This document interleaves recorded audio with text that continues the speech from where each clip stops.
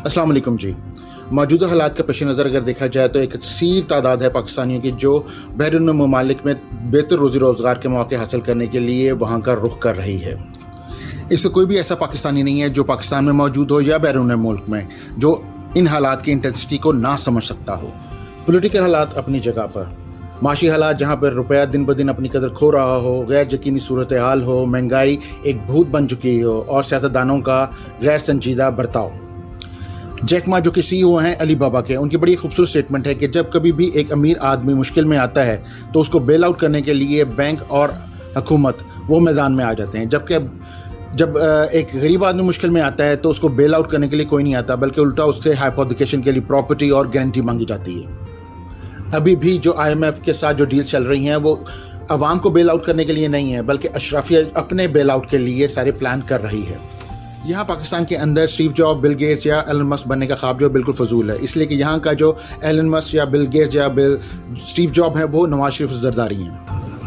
आजकल आपने बहुत से मोटिवेशन लेक्चर सुने होंगे इंस्टाग्राम और यूट्यूब के ऊपर, जहाँ पे स्टीव जॉब, बिल गेट्स और एलन मस्क के बारे में बहुत कुछ बताया जाता है, उनकी लाइफ स्ट्रगल के बारे में बहुत कुछ बताया जाता है, जो कि मेरे ख्याल से बिल्कुल फजूल है। इसलिए कि अगर आप एलन मस्क बनना चाहते हो या बिल गेट्स बनना चाहते हो या स्टीव जॉब बनना चाहते हो तो ये इंपॉर्टेंट है कि आप पाकिस्तान में पैदा होने की बजाय आप अमेरिका के अंदर पैदा होते।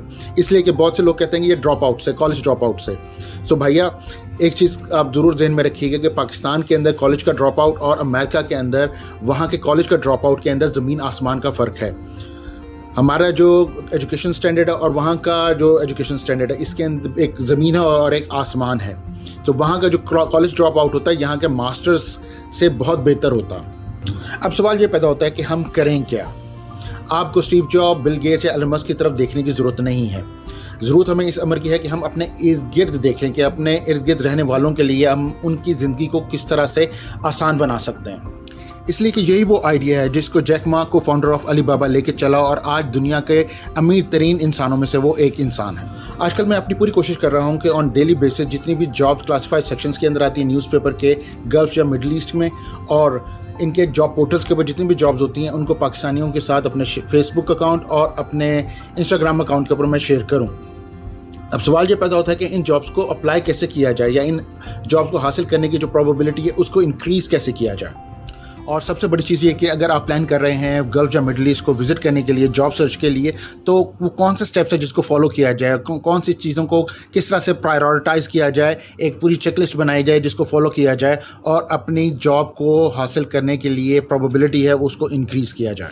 इन तमाम चीज़ों को समझाने के लिए मैं 2-3 एपिसोड्स पर मुश्तमिल एक सीरीज़ बना रहा हूँ और आपसे रिक्वेस्ट करता हूँ कि इस वीडियो को ज़्यादा से ज़्यादा शेयर करें और अपने तमाम सवालात इन चीज़ों को लेकर अगर कोई हैं तो ज़रूर कमेंट्स में कीजिएगा ताकि उन सवालों को भी मैं इन वीडियो के अंदर इंक्लूड कर सकूं।